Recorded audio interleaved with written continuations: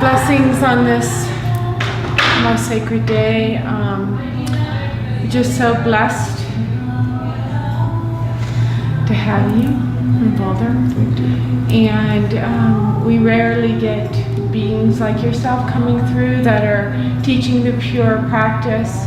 Not to say beings aren't coming through, they're coming through and teaching pure practice, but rarely is what I meant. So just to clarify. But you and I, we taught the same Kriya. Today you taught it, and we shared it on the solstice. And it was very beautiful to be a student in your class. And as we teach 6 days a week here in Boulder, the beautiful health club, we offer light on Kundalini in this way to engage in people. So they'll have you today to engage with and so they don't, some people can't get to your classes. And I know your online presence is very pure and a lot of it, because I've been taking your courses and loving them. But I also wanted to share with our audience of Light on Kundalini, Jai Dev Singh. So I just want to give it over to you and ask you specifically, what is one pure practice that you can offer us in an Ayurvedic healing holistic way? That as you spoke today, you spoke how people complicate things and think they're too hard to get to. And then you spoke of consistency and how I feel consistency is so predominant in my practice. And it does get longer and longer and longer, the practice, but it gets wiser and wiser and more abundant as I practice more consistently. Can you speak about that, please? Sure. About consistency? Yeah. I always think it's always more, most important thing is do a smaller amount of practice, longer amounts of time periods. So I think even more powerful than doing something every once in a while that's extremely elaborate, or like a class like this or something very powerful. Even more powerful is to do something that's manageable, and for some people it could be very short, a few minutes a day. Other people it's more lengthy depending on the person and the amount of time they've been practicing. But doing something every single day without fail, something to keep the mind and the body clear so that what you really are can come through you. And that requires maintenance. It requires daily maintenance, just like brushing your teeth. If you brush your teeth every day, well, you're a little kid, you don't like to brush your teeth. Little kids, do I have to brush my son, I still have to get him, all right, did you brush your teeth? But then as we mature and we get a little older, we realize, well, the benefit of brushing the teeth outweighs the inconvenience of having to brush your teeth. It's the same way with meditation, is that as we mature, we find that the benefit of clearing and cleaning the mind far outweighs any sort of inconvenience that might create in our life. As this old Zen saying goes, if you meditate every day, but if you're really busy, then meditate even more. So it's essential, not like a luxury for the spiritually inclined, but essential for human beings to stay healthy, keep their mind healthy. You have to have intuition. You have to have devotion. Right, and the meditation brings the intuition. Of course. And the devotion doesn't just come because we're born in God's life and world and we live in abundance. People don't get that. Why? I mean, why do we have to make the story back up and realize how blessed we are every day to be across from each other practicing in a meditative life force, pranic life force, breath life force? Why can't we just be that? Because a lot of us we genuinely don't feel blessed. If you're suffering and you're having a hard time in life, you're not going to be in that space. So that would be that would end up being a facade to try to act like you feel that way when you really don't. I mean, we're not. I would never encourage that.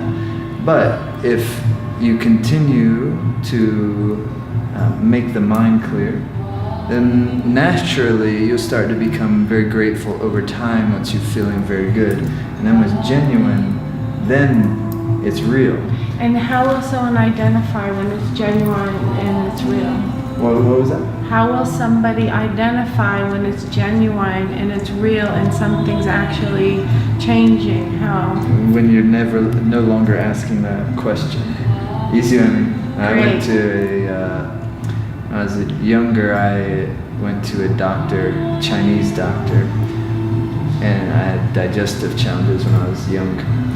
And he said, you'll know when it's not a problem anymore when you're no longer asking whether it's a problem anymore. That's beautiful. So because you transport into a different space. Like if you're genuine, you'll never wonder if you're genuine, because that would be an impossibility. Right. Yeah. So in the Ayurvedic way, would you recommend an herb to teach someone to be still? So, because I know a lot of young people say they have a lot of hard time sitting and meditating, and they wish they could. They really wish they could be still, but they can't be still. Well, the thing with Ayurveda is that there's nothing right for everyone, but everything's right for someone. And so there's not necessarily one herb in Ayurveda that you just say everyone should take this. There's a couple of those that almost fit that, Triphala is one, but it's a little more involved than that. And herbs like turmeric could almost help everyone in terms of their body and inflammation and things. And there's beautiful herbs like Brahmi, which is a great herb for bringing more calmness to the mind and more clarity to the mind, but it may not be the perfect herb for everyone. So what I would encourage more so than any one specific herb is actually learn a little Ayurveda. And that way, then you can get inside of it and you can really understand how to use herbs. And when you understand that, then it's far more powerful than just choosing a herb because of its benefit. Then you understand herbs in a much more sophisticated way, to where you can use them so you know which ones to choose at which times. Right. So it's easier just to say, okay, just take this. You can always visit a practitioner and they can help you with that. But, I have it's called the Complete Course of Ayurveda. And that's basically what it is. So instead of telling people what to do, teach them the science underneath it.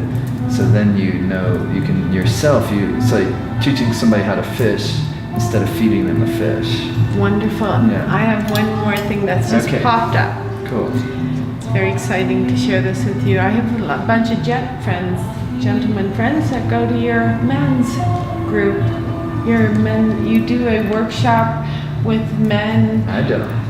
Well, you have a lot of my friends that come to somewhere, and you do a workshop every year, don't you? Somewhere. Yeah, we do an immersion every year in Nevada City. That's what they go. But it's not specifically for men; it's for everybody. But a lot of men do go. We have some. So I'd like to encourage you to speak just a minute about that, because men really want to find a place to go and sit. And feel really connected with another gent that's offering them the practice and not freaking them out by being too over the top with the dogma. Yeah, come on. So can you just promote that for a second? Anyone should come if they want. It's called the Life Force Formula Immersion. We do it every year in foothills of the Sierra Nevada, Northern California. It's great. What time of year? It's June, early June. Oh, so it's been done. It's just we did it this year. It'll be next year though. It fills up every year very early. So we have to sign up early. So and another point is that I've heard you're an amazing chef at this workshop. I don't do the cooking. But you schedule what they eat. The food is great there. So there is a timing of what you serve and how you serve it and what kind of food it is. Yeah, I mean it's breakfast, lunch, dinner. Yeah, it ain't McDonald's though. No. It's No. excellent, food from local farms, and it's really good cuisine. And it's based on Ayurveda. To as much as we can for that type of a setting, yeah. And let's promote your beautiful wife who's singing in the background. Yeah, she's amazing. Yeah, her name she's- is Simrit. Simrit Kaur, Just and go to she's- iTunes and type in SIMRIT. Her most recent album is called Songs of Resilience. It's very, very good. And And she has she's lots exquisite. of great albums. And you speak a lot about relationship and how to have relationship, and you do workshops on that as well, right? Yeah, we have a course. You can do it online. It's called The Sweetest Love, and it's a yogic path of blissful relationships. Way of the householder yogi. That's beautiful. Yeah. Thank you so much. Yeah, thanks We're so for- it's honored nice to to talk. have you. Thank you, Satnam. Sadhana.